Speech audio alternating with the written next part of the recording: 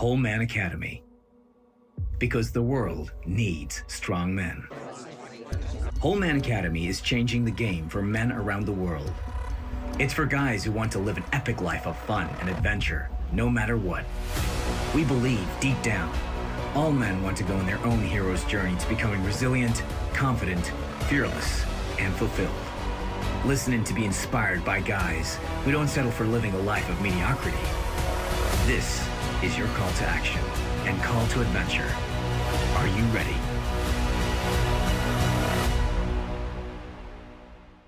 Okay, so this is the Whole Man Academy podcast, episode 100. My guest today is Michael LaRocque. Again, I've checked the pronunciation of his name so I don't fuck it up. I would say he's an inspiring character, but also he's a mentor, relationship expert, plenty more in between, a father, used to be in construction. We've got so much to cover, but let's start off with the usual questions. And Michael, how are you and where are you? Oh, I'm doing great, man. This is awesome. It's great to get back in touch with you, and especially the accent. So I spent a few years in London. That's how we kind of got to know and get to know each other. So during this episode, people might I'll start to slowly get my mates back and a few other things. But no, it's really good. I'm in Canada right now. I'm in Alberta, Canada. So more in, call it central, I suppose. Yeah. And but no, man, feel good. Feel really good. It's mid-afternoon. I'm not like you, late at night. So I'm good. Yeah, it's just got. I mean, I know we're into. The evenings are moving back, so I've just put the chickens away, and it was just before 7 o'clock. But I tell you what, it feels so good just when it moves past about 5 or 6 o'clock for it to be light. And also with so many people I know where it's been sunny in the UK for the last couple of days, everybody's mood has changed. It's funny how that can affect things. And we could talk more about personal development, but something sometimes so simple as being in a better, a warmer, brighter, sunny environment can have a big effect on people. But let's start off with how we kind of met, because we weren't entirely sure when we realized that you were part of the summit that I went to in London, which is probably 5-6 years ago now, for London Real, which now has become one of the biggest podcasts in the world. So talk to me about how you got involved in that, because I'm always interested. Yeah, no, 100%. So like you said, London Real with Brian Rose, and early days, he started doing a lot of lives and different things like that, just on his Facebook or YouTube lives and stuff. And again, that was early days and that stuff. It's not like it is now. Yeah. And I was really just following with him, asking him questions on there, and we just got some good banter. And I was in London at the time, and I worked for a company called Gymbox in London. So I was very fortunate. I got to move to all the kind of trendy hotspots in all the different boroughs. And I worked at Old Street, and his studio was in Old Street, not too far from where the gym was. So just ended up hooking up with him and spending some time there. He ended up training at the gym, so we'd meet up there a little bit, and just got really into it. And then I got into his first program. It was his Life Accelerator. That's what it was. Right. Yes. Or Business Accelerator. Sorry, okay. Business Accelerator. Yeah. So I got into that, and then we met at the summit. He actually had me up on stage. We were talking with my wife, and yeah, the rest was kind of history from there. And I always think it's interesting because one of the big things I've missed about the last 2 years with our freedoms being taken away was going to those type of events. Because I always say, it's not just about what you learn whilst you're there, it's about who you meet. And that was a great example because, I remember Brad Burton was there, Chris Eubank was there and gave a really powerful talk. I made some good connections in the crowds. And that's what I think people have really missed, from the guys I talked to have missed in the last couple of years. Even for us, our events were much smaller scale, but our biggest event we had it's about 65 men in the room, and that was pretty decent. And again, you made some really good connections and met people from different walks of life, different kind of business sectors. So I always encourage people to get back out to all these things. But let's get onto yourself now. I know in your bio, you also had like 20 years experience in the construction industry, and won awards for leadership, etc., and were kind of managing these really big projects. So tell me a little bit about that to start with. Yeah, it was one of those interesting things where I always tell people it was a summer job that didn't end, is what I tell people. And it's like, I didn't know if that's what I wanted to do, but I had no direction as a kid, right? Or like all through high school, things like that. It was just kind of like, well, this is what I'm doing. I played a lot of ice hockey. I was very heavily into rodeo. I used to race horses, things like that, right? So that was just part of life. I grew up on a small farm. I was like, oh, this is what I'm going to do, right? And school really was not on my radar. I wasn't exactly the brightest student, we'll say. So it was just like construction seemed to be what most guys would go into. If you weren't doing that, you're welding or you're doing some other thing, right? So did construction because I equated a lot to growing up on a small farm, because you just always have to problem solve. There's not like this big bucket of money where things will come out of or anything like that, right? It's like, you got to fix it. You have to get things done, right? So I excelled extremely fast at construction. It was just like second nature. Just, okay, we'll do this, this, and this. And went through my apprenticeship, got my journeyman ticket. And then like shortly, it was actually even before I was a journeyman, it was just stood out enough, I suppose, that, okay, now you're going to run this job. Start out with smaller projects, right? $2 million projects, big concrete, all that kind of fun stuff. But started there, and they just kept working its way up, and then ended up with these really high profile jobs that I was on site. I was a site superintendent at extremely young ages. Like I started at 23, I believe, as a site superintendent. So it used to be funny. People would always come to site, right? Whether it's delivery or whatever it was. And yeah, we're looking for the boss. It was like, oh, that's me. I'm the boss. That's me. So, yeah. So it was, no, really, who's the boss? So it was quite interesting. But at the same time, I grew so fast in that, right? Like, so many problems. You had to make decisions. Again, I say that to men all the time. Like everyone wants to be the boss till they have to make a decision. So it was great being that person. You just have to make those calls. Sometimes they work, sometimes they don't, but at least you made those calls, right? So doing that, kind of hit the glass ceiling in that, to be honest. I think I was 29, and I was really looking in the mirror, just like, this is it? Like, this is life. I'm gonna, I felt I didn't have the smarts to move into the office to do more of the project management roles. So I was like, okay, well, this is it, I suppose. Like, just get comfortable for the next 40 years, and this is going to be it. I mean, money was fine and everything like that. Like, it would take you right into retirement and you'd be okay. But at the same time that was happening, I was a terrible husband. I was, again, typical builder, right? I was drinking, I don't know what you would call it, a lot, 4 or 5 times a week, right? And weekends were just almost a write-off, because I would use that as my coping method, or my mechanism to relieve the stress, because I was fairly stressed out, right? On the surface, I looked like I was cool and calm, but I would just drink it all away to not have to worry about it. So we're going through all that, and then this happened, and my wife, and she was finally fed up with all the patterns, all the same, oh babe, I'll be home in an hour, not coming home, or like, she was just done with that whole scenario. Like, you could write you could set your watch to it, like, or my patterns of it, right? So she finally wanted to pull the pin and have get a divorce. And I was okay with that. I came to terms with it, and I was like, okay, well, I'm obviously not the greatest husband, and I love you. Like, it was always love there. So I was like, okay, we can get a divorce. We'll split things up. We didn't have kids yet. We're just, it'll be fine. And we came to that decision. Then we gave it 3 months to just make sure that everyone, like, vehicles and everything was taken care of. And in that 3 months, it was kind of like you had to let go to realize what you had. And my wife was doing a lot of self-development work at that time. She was seeing a few people and how to coach.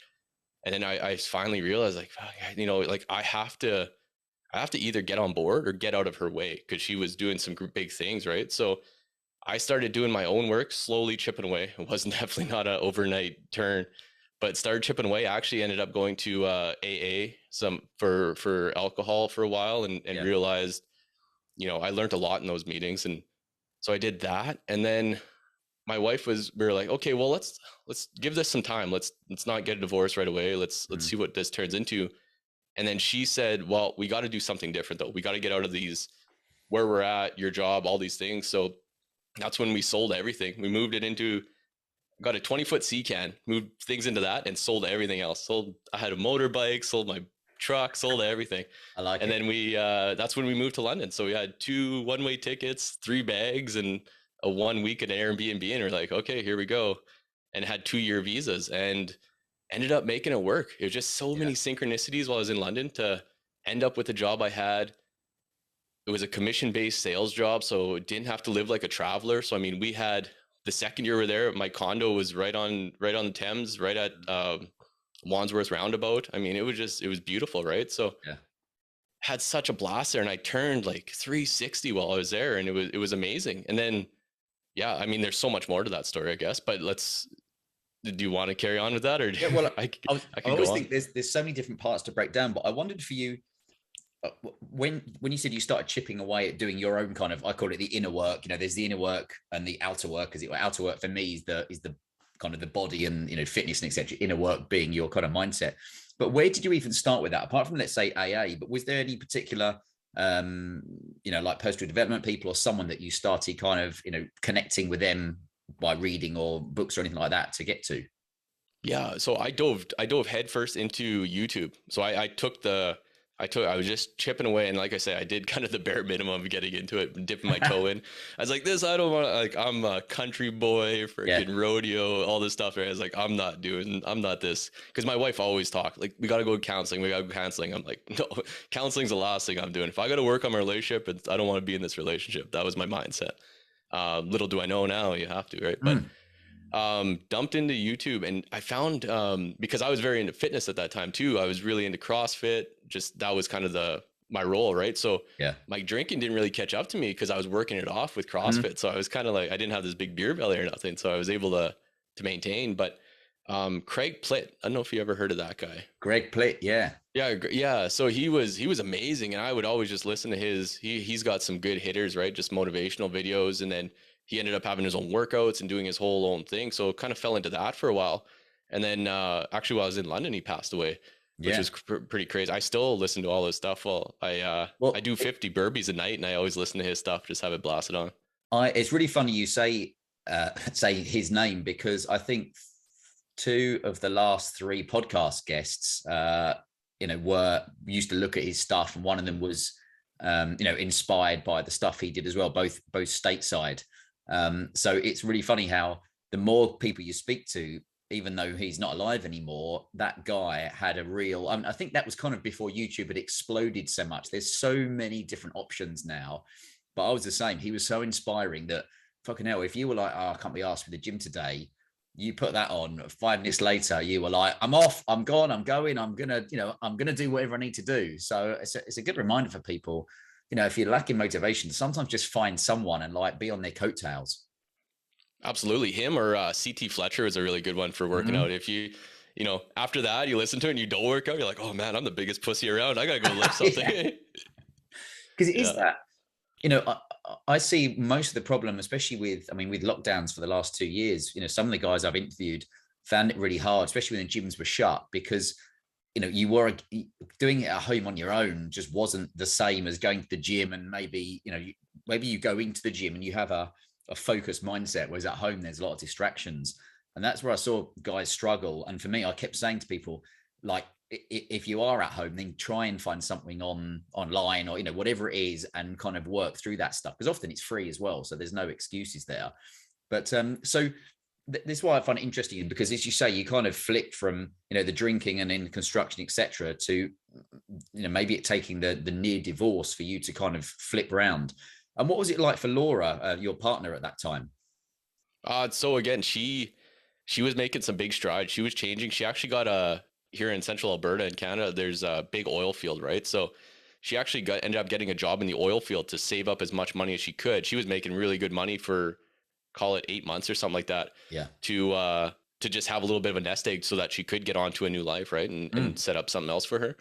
And we talk about it all the time on our show and all with our own stuff of so many patterns. And she realized she was very codependent. She was trying to fix me and needed me and, that whole scenario, right? But looking back at it in the conversations we have now, like, man, there was nights she would cry herself to sleep and things, right? While I was out drunk, or I had a really bad problem of, blacking out. So I half the time didn't know where I was anyway. Right. So looking back on it now, obviously that's what we had to go through, and that was my journey, and that's what I had to do. But man, there was a lot of devastation in the wake of that. So it was pretty bad. But like I say, Laura, she was a rock. She stayed with me that whole time, but, to her own detriment for a little while. I think she probably would have been far better off without me, but she stuck it out, and here we are now. So I tell you why I find that so interesting. When I was out in Miami at one of the Tony Robbins events, which was Date with Destiny, they had the big thing there about with partners, whether you need them or you want them.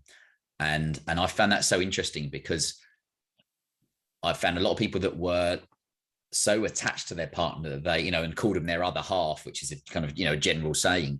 But for a lot of people, you realize that, if then your partner left you or something, a lot of people, their whole identity was built around being that couple. And I said, like, with my partner, Emma, I want her, but I don't need her. And some of my friends thought that was a bit of a weird thing to say. But I was like, it comes down to mindset of saying, you know, I love her, and, you know, she's the mother of my 2 boys, and et cetera, et cetera. And I'm sure we'll spend the rest of our life together. But I think I am strong enough mentally to be able to cope on my own. So it's an interesting one for people to get around, is that the needs and the wants. And you can apply that to a lot of things in life. You know, I know some people that need a, you know, expensive car and a big house, and, you know, to put everything on Instagram. And actually, maybe they don't need those things. It's not quite as important as they make out. But let me ask you, I know when I was looking through, I love looking through people's stuff because it's a window to their soul for you know, Instagram and websites. And one of the things that you'd moved on to was kind of, you know, very much while we got in touch with each other as well, was talking about men. And for you, it was teaching men how to take charge of their lives by learning to lead themselves. And I know that was kind of broken down into physically, mentally, emotionally, and spiritually. And I think the hardest one of those is the spiritually, myself, because and maybe you agree, hopefully by nodding and the eyebrows, you were like, he's got it. Because I think physically, there's so many great options around, and it's kind of quite, I'm not saying it's easy, but it's quite obvious what you do. And then mentally it gets a bit harder, and then emotionally harder, and then spiritually. So let's start at the hardest one, spiritually. Where do you start? Because it's such a can of worms. If you said to a guy, right, we're gonna help you, you know, bring up your level of spirituality, you're like, go on then, how do we start?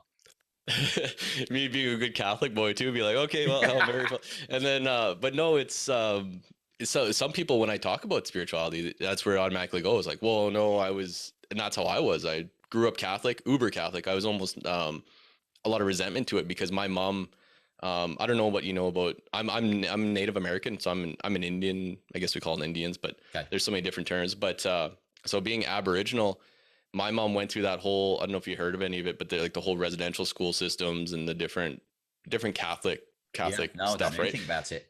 No, it's just horrendous things they went through with just abuse and neglect and the different things that happened, right? But with all that being said, she's still uber Catholic, which I still can't get my head around, but I think that's the way it was beat into them.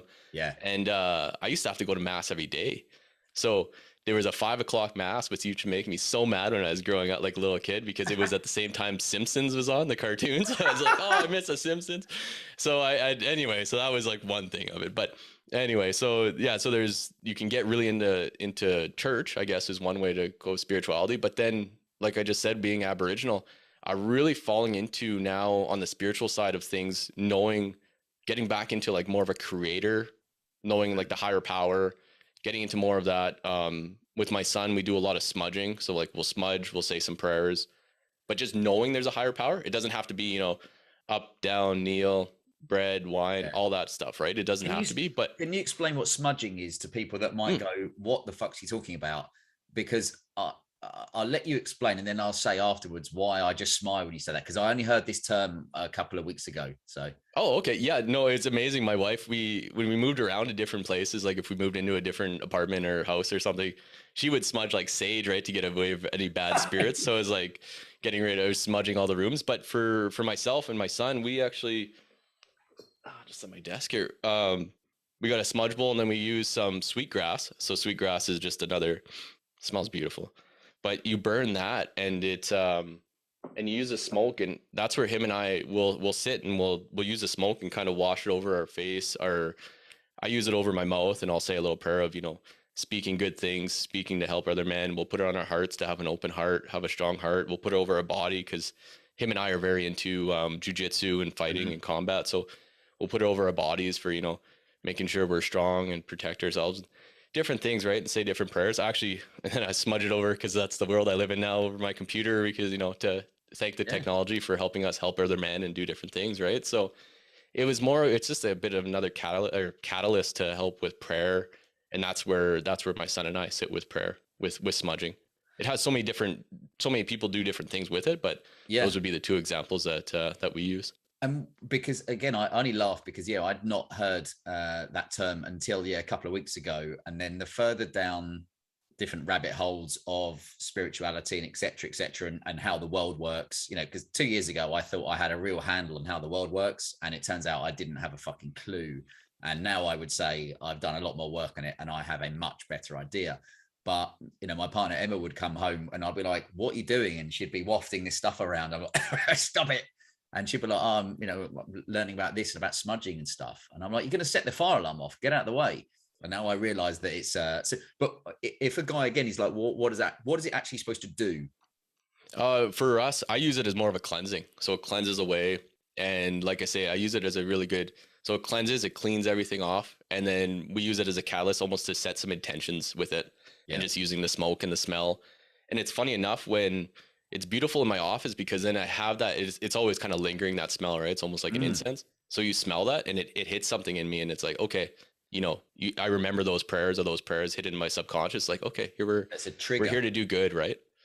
Yeah, I like it. Again, one of the things about the podcast is I want to make sure, you know, now we're up to like 100 podcasts. I think we've established, the guys listening, that it's not just going to be about, you know, getting strong and eating the right things every week on morning routine. It's about starting to go down different avenues. And that's why, you know, a few weeks ago we had a Maori warrior on, and we spoke about certain aspects of things there. You know, many months ago we had Jamie T. Matthews on, who talked about shamanism a little bit and ayahuasca. And it's just, I don't want it to be, oh yeah, I've heard this every week, it's the same stuff from a different guy. So that's why I find it so interesting for you to talk about smudging, because I wouldn't want to touch it because I'd probably get it completely wrong. But so, and that's the thing with spirituality. It's like, for me, I didn't grow up particularly caring about it, had no interest in it at all. So really into my, you know, late 30s, 40s, now I've trying to piece together what I start to realize is that most people, there is no definitive answer, and you can speak to different people that have different opinions. And I think these days, the more opinions you can take in and make your own mind up, the better it gets. So, okay, what about emotionally then? Where do you start? Because guys, you know, for many years, which is why the Whole Man Academy was started, often lock up all their emotions, and unfortunately they wait until there's like so much on their shoulders that then they either end up taking their own life or going to the coping mechanisms of getting pissed or doing this, that, and the other. So what about yourself with helping guys emotionally? So emotionally, there's so much there, right? And you just nailed it. I mean, it's a whole other bag, but you nailed it. Like, especially growing up, it was like, don't cry, you'll be all right. And, you know, scrape your knee. It's like, don't worry, put some dirt on it, you'll be fine. And most people, or most men I talk to, and myself included, I never had that out for emotions, right? It was like, don't cry. You didn't want to take up anyone's time. I remember I had not a big family, but I had 3 other siblings, right? So, and mom and dad were working lots and growing in the farm, and just like, you weren't sitting there talking about your feelings too much, right? And so that it wasn't on our radar. And then that became my coping mechanism, was just hide it behind booze and things like that. So now talking with men is to be vulnerable, but to be vulnerable from a state of empowerment, or like strength, right? Strength. Like I'm extremely vulnerable. I'm an open book. We can, like I say, we can talk for hours on this stuff. But I was just talking to a guy yesterday about it. Is we have to find more. We're so far removed from hunting tribes, or from just being together with other men. And that's what I love about what you're doing, and myself and so many guys are doing, is making sure that there's groups of men together to come together and they can talk about these things. Because we'll talk about it maybe a little bit more in relationships, but that's not what your wife is for. That's not what your girlfriend's for. She's there to help, you know, do different things, and we'll get on with that. But you're not going to beat her down with the mundane things, because that just kills your polarity in your relationship. That'll kill the sex. That'll kill everything, right? And you won't look like a man in her eyes.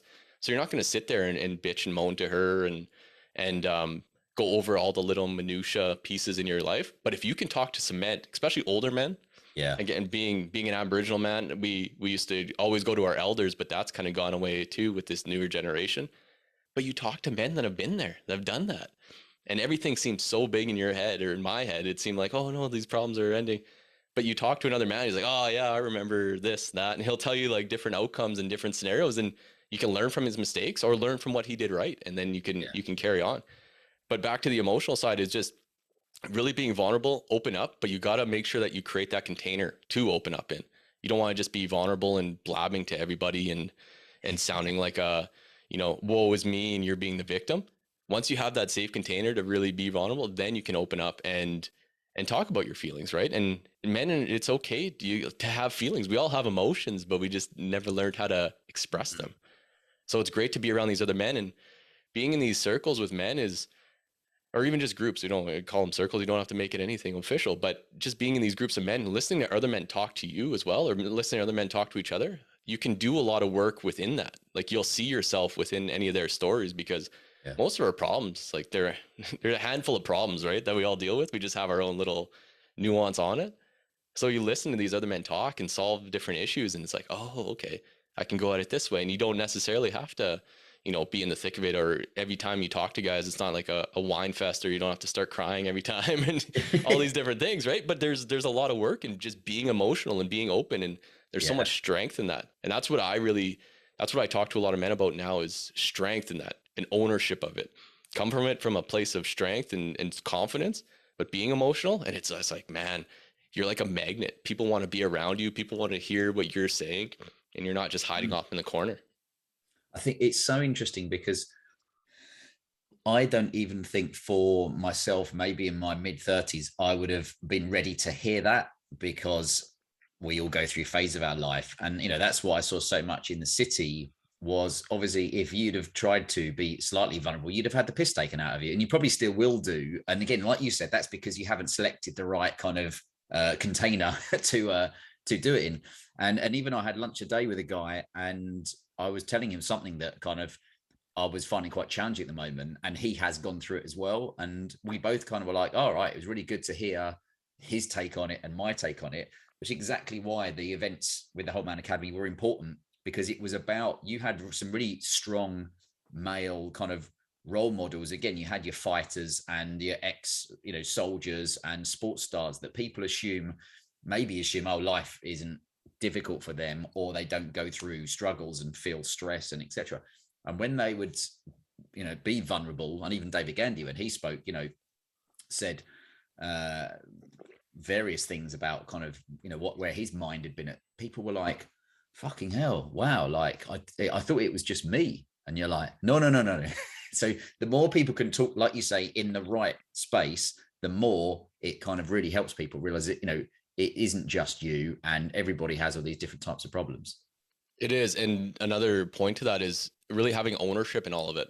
So if I own all that stuff I talk about now, I own being a shitty husband, I owned being an alcoholic, I owned all these other array of not great qualities that I had, right? But I own them. And when I talk about them now, you can't use that against me as like, oh, hey, you dumb alcoholics. Like, oh yeah, I am. Like, can I help you with something with that, right? Yeah. Or like, there's different outcomes to it. So owning that and really feeling it, people can't use that against you. And I think that was partially of why I was hiding before, right? I was ashamed of a lot of what I've done, or ashamed of what I was. And then once you finally just look inside and be like, okay, that was me.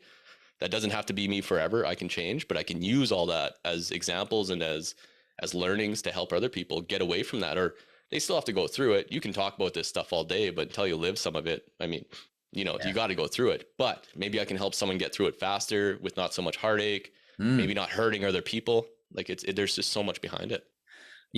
Funny, you said something there about, hurting other people, because I know where you kind of had the sentence like showing up as the man that their partner and family needs to be, because it is finding that balance, isn't it, between with guys either that I do mentoring with, or even kind of just guys you're talking through like how their life is going. It is trying to find that balance between having someone to talk to, and like you say, not necessarily family, and especially not your partner, but someone to talk to who is maybe outside of that family unit, because they can look on it from a fresh view, as opposed to being someone that's kind of interwoven into it. But isn't that so important? I literally just have finished writing an e-letter which goes out on Friday, because I see that if you do your research, you'll see there's coming food shortages around the world with the way things are going, and so many different people have started to realize that's going to be a problem. And I said, that is going to be a great example of, as a man, I feel like you should be providing for your family.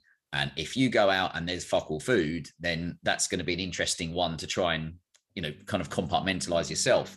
So what about yourself with providing for the family? Because we're going to get onto fatherhood in a minute, but when you suddenly became a dad, it's like your priorities change. Oh, absolutely. Right. And that was my big thing. So I grew up with my mom. She was, both my parents were alcoholics, but I didn't see my dad. I had older parents. I didn't see that in my dad. Sorry. He kind of got through that as he got older, and I didn't see it. Yeah. But with my mom, I was almost like I was the baby in the family. So she kind of drugged me around to go around with her. Right. And, in Canada here in the Legion, like she would drink at the Legion and you could have your kids in the bar, which is really awesome. Right? So I was my mom's drinking buddy almost. And it was like, it was just, I seen so much. Right. And obviously I lived that life too. And I was like, okay, so I went through that and then I went through it as an adult, but I was like, okay, I'm not fucking dragging my son through this. Like this generational shit is stopping here. Yeah. So, my line in the sand with that was, one night after a golf tournament, I came home, and this was only like 4 years ago, something like that. And that was the last time I got kind of blacked out drunk. And lucky enough, my son, I got drug home. Someone brought me home and but my son was in bed and he didn't see me. Thank God. Right. And I made that. My wife obviously was not happy, and we had that whole talk and things like that, but because she thought that side was done, right? So that opened up another can of worms, but we got through it a lot faster, and I knew where she was coming from, and she knew where I was coming from. But I made sure, like, I had a lot of looks in the mirror that week, and it was like, hey, my son has never seen me like that. He's never, ever going to see me like that. So that was literally the line in the sand, and that was it. And he never will have to see me like that. So, sorry, I got a little off topic. I get emotional. No, I tell you what, it's a little off topic, but it's so interesting. Providing, yeah. Does that, so because alcohol is we are indoctrinated to have alcohol as such a big part of our lives. You know, we celebrate, we have champagne, or we have beers when you've done a big deal, or, you know, et cetera, et cetera. When things are shitty, I want to go to the pub to have a beer or wine, or et cetera. You know, it's at the end of the week, people go for a beer after work or drink. It's so much a part of our life. And for so many people, it would be really hard to give it up. And I would find it hard. I had about 3 weeks, so I don't drink a lot, but I had 3 weeks where I didn't have any alcohol and didn't really matter, but I still had those pangs on like a Thursday or Friday night, where usually I might have had like a gin and tonic with Emma, or, you know, I don't drink beer much anymore, but sometimes just one, where to suddenly not have it, you're like, and those nights out, I mean, we've had multiple men on the podcast at different times talking about, you know, especially one of the guys that spoke about being a city broker, how, you know, you just wouldn't even go home. You would just drink with clients. You had to drink with clients. That was the culture. And it's funny how many guys have found it, you know, maybe they get into their 40s and you're like, I'm not saying they're never going to drink again, but they realize that this isn't kind of serving them. No, I'm very fortunate in the sense of maybe it is just an age thing, or with fatherhood as well. Like, I can still have a few beers and be okay.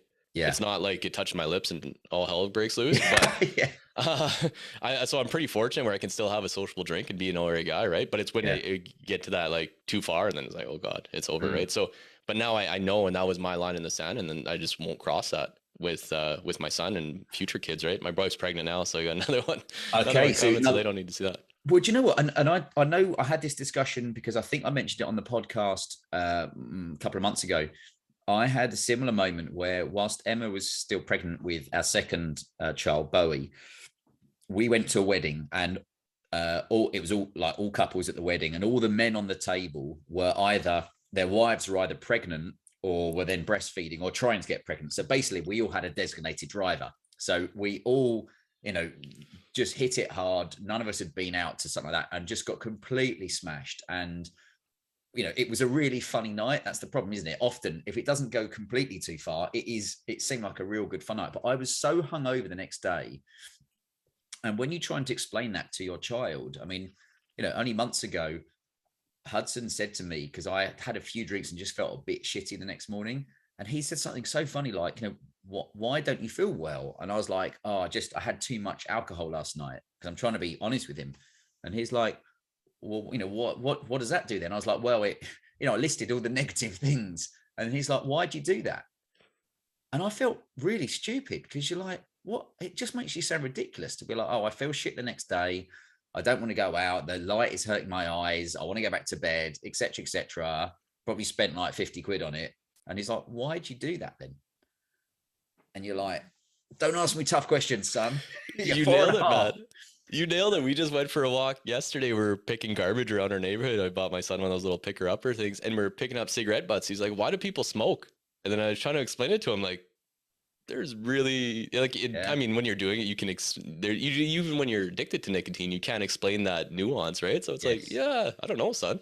I So yeah, no, you nailed it. There's just so much conditioning in us, right? Yeah, it's and you know, I've learned more and more and more about it. And again, there's multiple avenues to go down with that, but I'll save that one for another day. So I know one of the big things, and with is it Laura, your partner? Yeah. Yes. So you said you've got another baby on the way. When is the new baby due? End of June. Okay, So not sooner long or to later, go. yeah. I feel having child number one, I'm not saying it was easy, but child number two became much more challenging for us because you've only got one pair of hands. And just as the as the older one is growing up a little bit, then you go through it all with the younger one. So it's a really, really interesting time. But I know I wanted to talk about where you'd said a 3-pillar process of body, relationships, and mind. I before I went off on a tangent, you had a really good question about providing, and maybe I want to touch base on that. So funny enough, I don't know if you can see behind me. I got there's deer skull there. I just got it the other day. It took a while. It has to go through this whole process. You skin the head, and it actually goes into a big vat of beetles, and they eat away at it, and they clean it all up. So anyway, got that back. But back to providing. So I tell this to people all the time is, you nailed it. We're like, food shortages, things are gonna happen, and I was like, you know what, you got to be prepared, and you got to be strong, you got to be able to lift weights, you got to be able to fight at some level. Men, I can't remember what the stat is, it's something ridiculous, like 800 times they overestimate their ability to fight if they haven't been in a fight, right? Like they're just like, I'll just punch them, and it's like, it doesn't work that way. Yeah. So it's really quite funny to see, but you got to have some sort of protection or whatever it is, because people are going to start knocking on your door and not being real friendly, and there's only so many police, cops, whatever you want to call it, around, and you're going to have to start protecting yourself and fending for yourself and providing. So that deer, my son and I, we eat the sausage every morning with eggs, and then we go fishing quite a bit as well. So right now it's wintertime, so we do ice fishing and make jerky out of that, and we do it together, right? So just teaching him some of these things, and it's so awesome to do. And I keep telling him, he's 5 years old now, but just keep telling him, like, these skills, like he really enjoys it because he's with his dad and we're having fun and doing things, but and we're with his cousins too. I do a lot with my brother-in-law, so it's really fun. But these skills are going to set you so far apart as a man. And like, when you're old enough to have to get to choose who you want to be your wife and get to choose different things in life, I'm like, you're going to be able to do whatever you want. Like, you're going to have your avenues, your doors won't be shut. You're going to be able to provide and protect so many people that, this opens up the whole world to you. Because so it's very important, those things. Kids aren't taught this stuff these days. And it's so good kind of hearing you say that, because I follow several guys on social media who there's a guy in the States called Ryan Mishler, who is the Order of Man. He's and do you know what, the other day, so he's got his son, I'm guessing he's a teenager, he was on Instagram, he put a thing of him, they'd killed a deer and skinned it and then were cooking the meat, and Instagram, I think, deleted his post because it could be upsetting to people. And you're like, I mean, the censorship has gone bonkers these days, and it kind of sounds dramatic, but it worries me, because so much of what goes on in the world now gets reported and then deleted that people don't even realize. And when you talk to people, they go, well, I didn't know about that. But it just shows that so many men, and me included, I grew up on a farm, but we never really killed animals because it's too easy for it to be just put on the plate from the supermarket. So trying to teach, I mean, a lot of men could do with just going on their own course on, survival and learning about that, let alone teaching kids. But did you learn that from your father or from other men around, or just kind of I'm trying to think of a word there, self-teaching, if that's even a word? I was very fortunate. So growing up on that smaller farm, my dad, I talk a little bit about that. My dad, we didn't have a real emotional relationship because he was older and just a different generation, but I worked a lot with him and hung out with him. So I learned a lot from osmosis. We didn't have those, I always say, those romantic talks. I didn't ever got those romantic talks with him, but that's one thing. He's passed on. He's been gone for quite a few years now, and I wish I had that with him, but trying to really instill that with my own son now. But so I learned quite a bit from him, not really on the hunting side of things, but just life. Growing up the farm, where we had a lot of pigs on our farm, cows and chickens and different things, but learning a lot about just butchering and different stuff from him. And well, I'm not even learning it, but just being around that, right? So it wasn't a big deal. But then now with my brother, I hunt a lot with my brother-in-law and fish, and he's, call it for the last decade, he really dove in head first with the whole hunting side of things. And he's one of those guys that, you know, if he gets it, he'll just dive straight in and go all in, which is great. And just learning from him, get to go with him, learn a lot of lessons from him, teaching me how to, you know, cut up the deer properly and do different things and hunting. So learning a lot from him, and then getting to pass that on now to my son. And then when my son's old enough, just him and I will go together, right? And on and on. So following that chain. So definitely a lot of different mentors in my life, but it doesn't just have to be the dad, right? Like I say, my brother-in-law is a huge mentor. A lot of my friends growing up, they're really into that whole outdoorsman side of things. So, I mean, you can learn a lot from them too. Yeah. But it's just to be open to it and pick it up. And especially at this age, right? Like, I'm coming on 38 in a few weeks, and it's just to have that open mindset, or that learning mindset still, of not just being closed off of, this is all I know in life and this is all I'm going to do. So to be really open to just anything. And again, I feel combat sports open that up to a lot to me, like at a young age, just because it humbles you so fast, right? You're like, oh no, there's always learning to do. So you do that. And then now with hunting and fishing and different things, it's just to be open and be a sponge and take it all in. You said about the jiu-jitsu, and I had that on my list.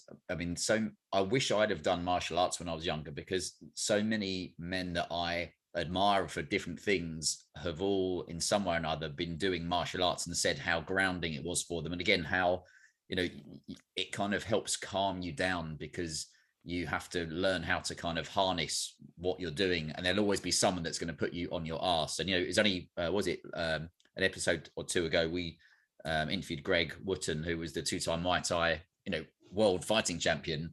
But as he said, he got knocked out a couple of times, and one of them, I think, was in front of his family.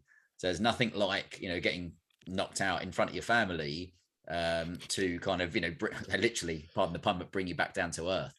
There's so much in that, right? And so much humility. Sorry to cut you off. Yeah.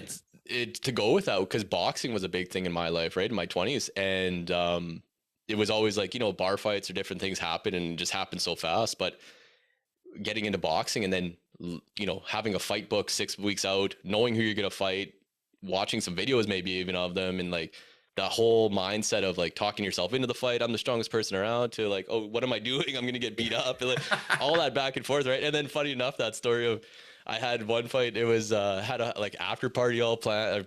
I still went to it, but I mean, had a party at the bar, all my friends, like a lot of friends there, my wife, everybody. And yeah, you get beat up. And it takes a little bit to like, you think you're going to win. You always want to win, but yeah, get beat up. And then it's still, it was still fun. But at the same time, you just learn so much in that. Right.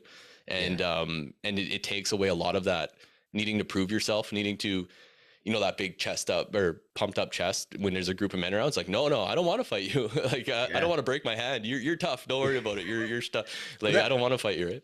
It's an interesting one, because I learned that years and years ago from a girl I worked with. She was, I think it was a second Dan black belt in karate. And I don't understand how the Dans work, but I know that's a fairly significant, what have you. And her partner, Dave, was a fourth Dan, I believe. And he'd represented the UK at like the Commonwealth Games or something. But he was quite, you know, he's a bit shorter than me and fairly stocky. But what I mean is, when you went out with him, I realized, in my young age, you'd think like, oh, how cool, because he can basically beat anybody up. And then he'd say, no, because firstly, you don't know when you're out in an uncontrolled environment that guy over there, I could probably handle myself with, but his mate could be over there behind you with a knife or a bottle. And, you know, in real life, you don't know what's going to happen. And he said, you know, for him, it was more about, he knew how to defend himself. So it wasn't about attacking someone. It was about defending himself. And I remember having to have that go in my head, because for me, I was like, oh yeah, cool, we can beat people up. And now I realize that all the guys that I know that have done martial arts are all really quite well centered. Is that how it felt for you?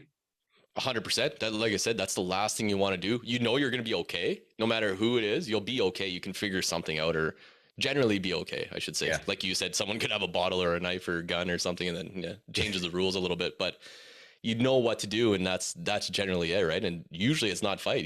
You'll be able to get away from that situation, get away from it, because there's nothing good will come of it. Or people know you're a fighter, And then shit, what happens if you really beat that guy up, or he falls and he hits his head, and then you're in all kinds of trouble, right? And then it's like, oh, he was a trade fighter, so, and then all of a sudden you're up for assault or something silly. So there's really no good way around it. It's just to be that quiet, cool, and just know that you're going to be okay. And then it's just that aura about you that generally you can diffuse that situation so fast anyway that you don't have to, you don't have to be part of all that ruckus anymore.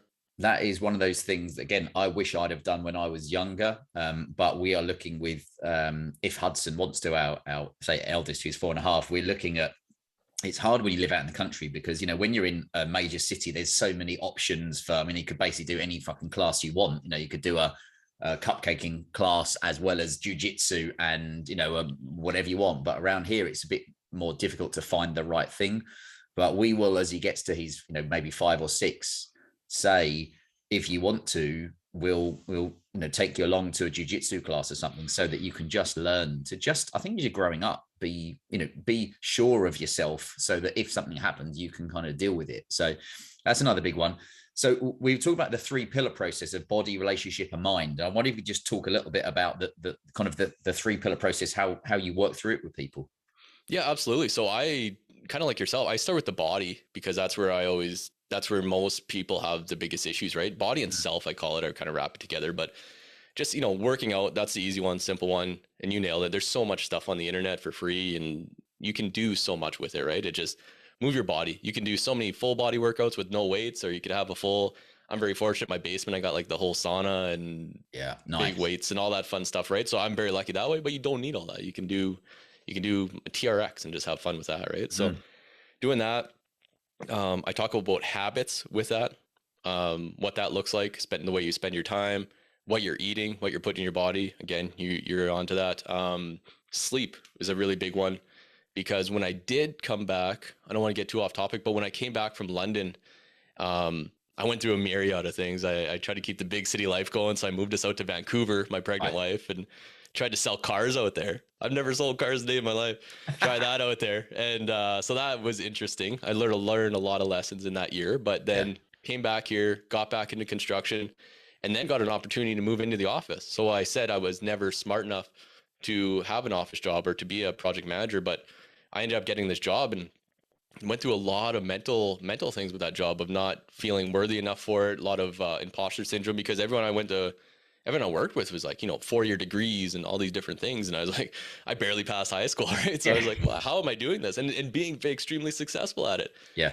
That's where I got these awards and these different things. And it's like, I had to really look in the mirror and be like, okay, there's people do things differently and you're just go at things a little different, right? And know people a little better. So, anyway, so with all that, my sleep was terrible when I was doing that because I was worried so much anxiety that I'd stay up late at night watching videos and just doing not productive things, but thinking that was my alone time, right? That I was like, okay, I can decompress, go to bed at 2 a.m, but have to wake up at 6 and then, you know, face the whole world with another set of problems. And it's like, how am I, you're no good to anybody, right? I was no good to my wife. I was no good to my son. Yeah. My work was, I was feeling I wasn't good at it. So sleep is very important. What else? Actually got a little bit of a list here. And then, like I said, self-defense, some sort of combat sport, whatever that looks like. So you talked about getting your son into jiu-jitsu. With that being said, like go with him as much as you can. And I mean, even myself, I help coach now with my son, just with the little guys and stuff. Just the way timing works out, I can't go to full classes all the time now. So it's a great way just to even just be around it and still be part of it. But that's a great way. And then, like I said, when my past was boxing, but I mean, there's so many different things that people can get into. But again, it goes with fitness. It'll help your body, helps your stamina, helps everything, right? And then we can talk later on, but it makes your sex better, makes your life better, makes everything better, makes sleep better because you're tired. You actually want to sleep. Yeah. And then the other part with self and body was just like your hobbies, right? We got to have a hobby of some sort, something to look forward to, something that lights us up. Yeah. Most men really don't like their job, right? So just to have something that you can go to and have a hobby for. That's so important. And I always say people haven't got to necessarily, you know, love their job, but at least like it because, you know, we do see, and again, I talk to guys that get emails from that we send the e-letter to or through social media, what have you. And there's a few common things. One of them is people's, you know, a guy's career. And it is often that they, similar to myself, it's not that they didn't like it when they started, but maybe you just go through a phase where you're like, no, 10 years doing the same thing. And then one day, like you said, you're just like, is this it? Like, is this, and you want to do something else, but maybe you're, you could say your limiting beliefs are like, and I won't be good enough for this. And I talked about this. It was probably a week ago. There was a guy who was inquiring about mentoring, and we discussed our careers. And I said, for 8 of the years, I was really fucking good at what I was doing. And then I changed roles, and suddenly I was completely out of my comfort zone. And I felt like a shadow of my former self because I didn't have the confidence to know what I was talking about. I suddenly felt like, shit, someone's going to ask me a question and I don't know what I'm doing. So it's an interesting one. What about yourself then with guys that you work with? Do you see that a lot, the commonality of careers being one of the big kind of grinding points? Absolutely. Like I said, there's only a few problems. We just all have our different nuance on it. So a lot of men, his career, just not having a passion for it. A lot of guys were like myself, or they just fell into it after school, or even if they went to uni, like they just fell into this job is all they could get, but they had to pay student loans, and it just snowballed, right? And it's like, well, now I have a corner office and I don't even know what I do half the time. I'm just here, right? Like, and then it's just killing them slowly, right? And it just, it's terrible. And I lived that too. I 100% lived it. The money's great, right? When you're like, I was well over 6 figures for a lot of my life, and it's just like, well, awesome. But at the same time, it's like, I'm not like I'm driving a Ferrari and it's not making me happy. So what am I doing? Like, you're still just paying bills, right? So you have to find something. But again, career is a big one. And then generally body is another big one, where guys just feel like the shell, especially at this age, right? You start hitting 30, 35, 40, and they start looking in the mirror like, man, this is like, what happened? Yeah. And I used to have the talk with myself because I fluctuate every now and then. And it was like, okay, I can get back, gain 20 pounds. Like, oh, that's easy. I know what to do. I can do this. But then all of a sudden it's like, oh shit, there's a point of no return. And it's like, oh God. So a lot of men with their bodies are just like, I just feel like a shell of myself, and I have no energy and stuff like that. Right. So lose a lot of passion. And obviously then with me anyway, with what I do, a lot of relationship stuff of just like I talk about passion, it's just, I have a roommate now is all they end up with. Right.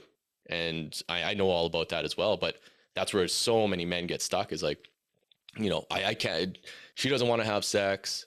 Then it's like, okay, let's reverse engineer that. And then you end up, you're back and you're like, well, you're sitting on the couch playing a video game with a big gut hanging over. Like, I wouldn't want to fuck you either. Like, it's just like, you know what I mean? It's just like, what do you expect? What do you bring to the table, man? And it's just nothing. Right. So yeah, it's tough.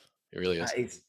So one of the big things I know years ago, we did a questionnaire and a lot of, I say a lot, I'm trying to think how many professional men completed it. And I was really surprised that one of the big things that came up was body confidence. And that's what we've then seen as guys are getting to, I'm 44 nearly. But as we're getting to that age where also, people maybe have less time to train because they've got kids and career and what have you, that seems to be often the first thing, or actually nutrition is the first thing I see that seems to go downhill. And then you've got sleep, and then you've got the workouts. But it is hard also mentally, because I know in my 20s when I didn't have anybody else to report to, and yes, I had a girlfriend on and off here and there, but the point is I had a lot of time for myself, is that I could hit the gym 5 days a week, eat whatever I wanted when I wanted, etc. And then suddenly, when you're juggling kids and being, running your own business and lack of sleep, it suddenly became a lot more challenging. How did you find it especially when you had kids or your first child? Yeah, well, I was always trying to find the excuse after a while, right? Like I knew, so the sleep, I knew I wasn't getting good sleep, but I was like, oh yeah, whatever. I used to be able to power through this. And so sleep was a big one. I was always trying to find the pill or the easy way out of it, right? So I was feeling so bad there, call it 4 years ago. And I went and get tested because I was like, okay, maybe I can just have low testosterone, take some TRT, perk me right back up and I'll be fine. And then I get the results back. It's like my testosterone was through the roof, but so was my estrogen. My estrogen was through the roof too, because my cortisol was all fucked up. Yeah. Because of all the stress I was under, right? But all the stress that I was putting on myself and then not sleeping properly. And it was just like a vicious cycle. But again, I wanted that easy out where it's like, okay, I could just take some steroids and I'll be right back up where I need to be. Just give me a pill. Yeah. That's all it was, right? And that's what we all look for. A lot of people look for with everything, and we see that so much in relationships now too, right? But so that's where I really got stuck was a big one with that. Just with the whole like trying to find the easy way out, and then just my whole body, my rhythms, everything was just so out of whack that I was no good to anybody. And you just said there, being no good to anybody. That's what I would say. It's so important to look after yourself first, because, you know, there's the old saying of, you know, put your oxygen mask on before you try and help other people. But that's what we're trying to say to guys. And even for myself, a reminder that, you know, if you're not taking care of yourself, then it's very hard to take care of other people, because at some point you'll be ill. You know, you'll end up being so tired you can't, you know, eat the right things, and it kind of is a vicious kind of cycle. But you also said there about like with relationships, and it's a really interesting one to cover, is like sex life for men as they get older, when you do have partners and you also have, you're juggling all the other things.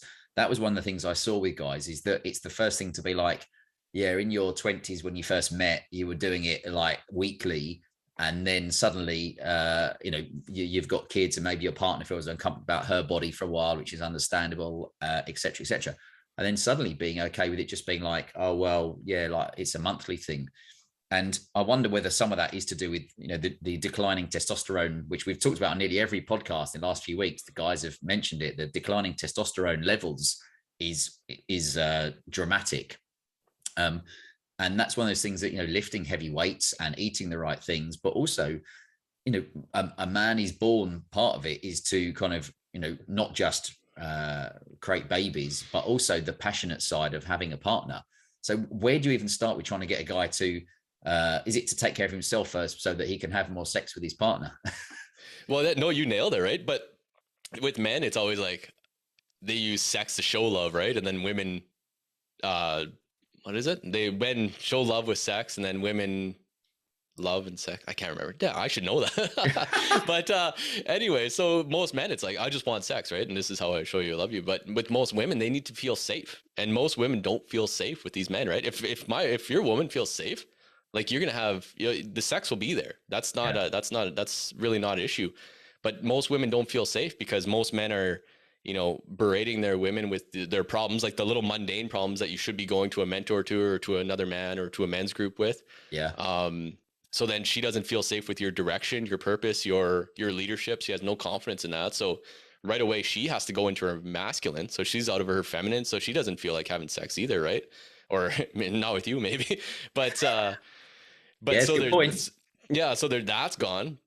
And then again, if your body is kind of shot, she doesn't feel protected. She doesn't feel safe because, you know, like if someone does come, like, I mean, what are you going to do? Right? Like, lay in front of them kind of thing. Right. So yeah, eat him. Oh, yeah, exactly. Right. So, I mean, there's just so many issues around it. Right. So once you can open up a little bit emotionally, but for most people, myself included, that I've seen, that you have to be okay with yourself. You have to be okay with your body. You have to have some confidence. You have to have that self-awareness. Once you have that, then you can open up emotionally to your woman. And then once you have that emotional and that proper communication and listening, when you know how to listen properly to your woman, yeah. Once you have that, the sex will be there. But we forget that, because then, like I say, we just want to have sex right away. But your woman's so unsafe, so stuck in her masculine, that she doesn't feel sexy. She doesn't feel like in her feminine.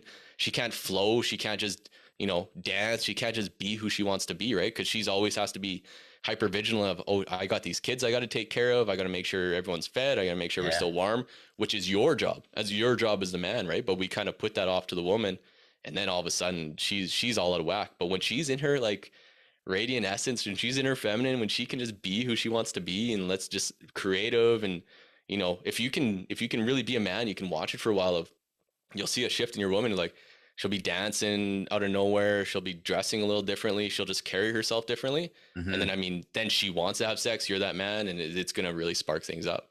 God, it's so interesting because, again, I always think this is another podcast in itself. I'm sure, I hope that you will come on again, because I think we could pinpoint several different avenues to go down with all of this stuff, because it is so interesting. But it should make, and even for myself, it should make a guy at least look at his relationship and think, if it's not working how I want it to, what am I bringing? I mean, you said, what am I bringing to the table? And if you're not being confident in your body, I mean, one of the big things actually is about the use of antidepressants, and how people are so happy to just dole them out to people. You know, you go to the doctors. I'm not saying all doctors do this, but, you know, some of the guys I've dealt with who are like, you go to a doctor and say things are a bit shit at the moment, I'm not feeling, and they've got 10 minutes or 15 minutes with you. What do you expect them to do? and they give you some antidepressants, or they give you a prescription, which they probably get paid for as well. And suddenly you're dependent on it. And what I then noticed was some of the guys I spoke to then said they had a problem like even getting an erection, or whilst they're having sex, it was like they felt numb because they were on the drugs. And that's not going to help them. That's going to fuck their head even more. So then they're thinking more about, is it working? Is it going to work? Can I feel anything, than actually being in the moment? So maybe podcasts, we'll have to do one antidepressants as well, and the effects that can have on it. But there's so much to go down. So now listen, I know I definitely think we've got more than just one podcast in us. If you'll come back on the show at some point, which I'd love. But for you, kind of going forward, I just wondered, what do you want to be remembered for? Is it the kind of the Michael that's working with people and helping them kind of, I hate the term level up, but like transform their lives a little bit?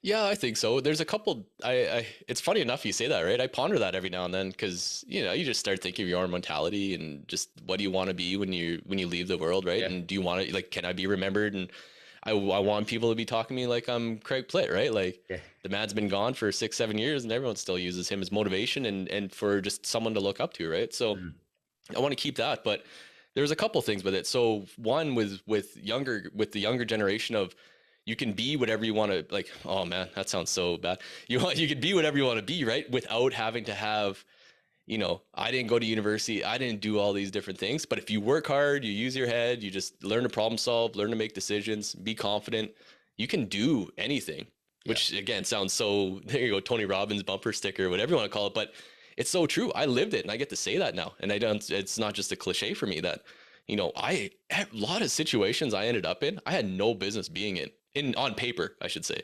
Yeah. Like I had no business being in those situations, but there I was, and I always got to be in them and I got to excel in them. So just having that, and like I say, the world's your oyster on that side. But as far as men and what I want to be remembered now with all this work that we're doing with my wife is again, mainly for the kids, of creating those relationships that you're extremely open and honest with your partner, with your wife, with your woman, with your girlfriend.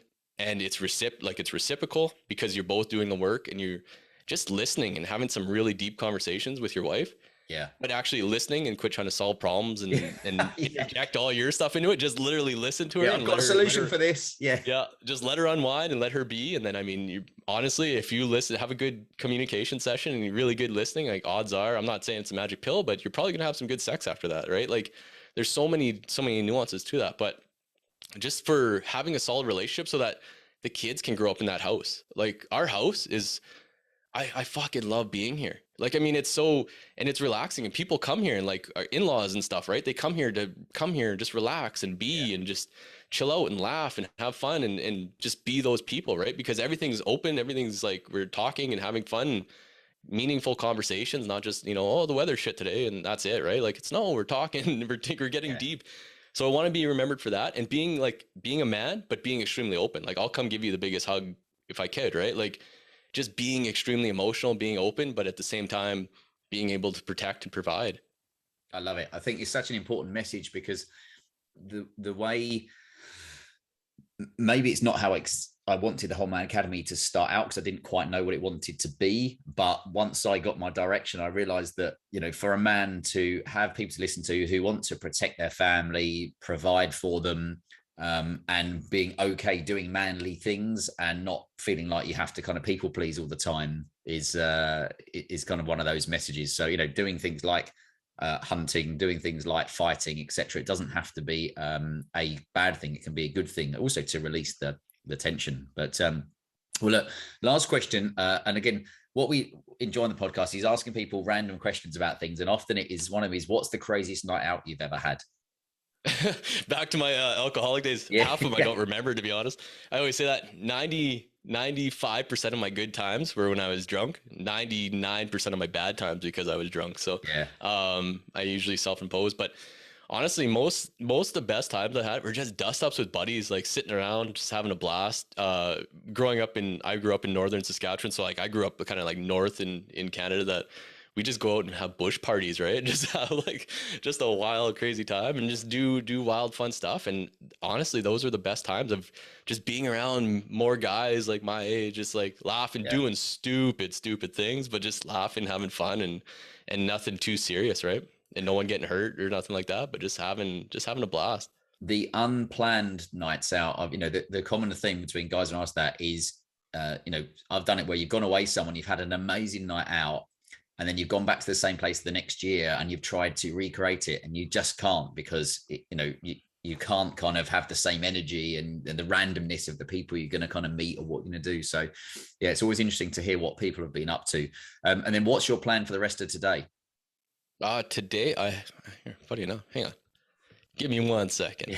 Check. I do a lot of like bookmarking, right? So AM, PM. So PM, I do a lot of bookmarking with, some meditation, and I do 50 burpees every night too. So you should probably do them in the morning, but for some reason my system likes them at night. But and then I make a to-do list for the next day. So I have a bit of editing to do on some podcast work for Laura and I, and then I actually still got to work out. So I got squats today, which is going to be tons of fun. Yeah. And I'm putting together some a masterclass on actually emotional intelligence, emotional awareness in relationships. So I got some bit more framework to do around that. Some good stuff. And if guys want to reach out to you, what's the best way to connect with you?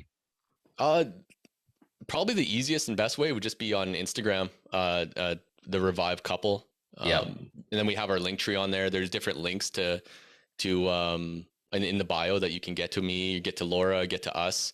As a couple, we have a lot of different offerings, and like I say, I live in those stories a lot on Instagram and YouTube as well. But again, everything's the Revive Couple. Good. I'll make sure I put the links in the show notes so that guys, and also it might not just be for the guys that are listening or watching. I mean, about 25% of our audience is female, even though it's the Whole Man Academy podcast and it's men talking to men. So, it turns out that women want to understand more about men and what's going on in our often empty minds. So it's interesting to know that the women are out there. So maybe some of those want to get in touch. But I always say, I know you're a long way away, but hopefully at some point we will, since we've met before very briefly, but hopefully we'll meet each other again at some point for a proper man hug. And I hope that this won't be the last time that you come on the podcast, because I really, really enjoyed talking to you. No, the same way. Definitely reciprocate that feeling. And I was talking to Laura earlier. She said definitely reach out to him. Make sure you're on. Make sure you can come on to ours as well, and maybe we bring on your partner, and she can give us some insight to what it's like being around this Whole Man Academy. Oh God, that could be dangerous. Leader. Yeah, so we'll see what that all looks like. So that could go either way. Exactly. But yeah, no, it's fun, right? And again, with men's groups and stuff, I miss that, right? Like the hugs. And here in Canada, we started to open up a bit, so we have had a few in-person meetings, and it's really great to just get in there and talk and feel the energy of everybody again, right? So yeah, no, it's priceless, and hopefully we'll have another couple of Whole Man Academy dinners and stuff. And that is, as you say, that's when the magic happens, when you all get together. But right, well, I'll let you go. I'm going to moonwalk off. I appreciate all your time, and we will speak to you soon. Awesome. Thank you. Thank you, mate. Thanks for listening. Remember to sign up to our game-changing weekly e-letter that's read by men around the world. Sign up at wholemanacademy.com/movement. Until next time.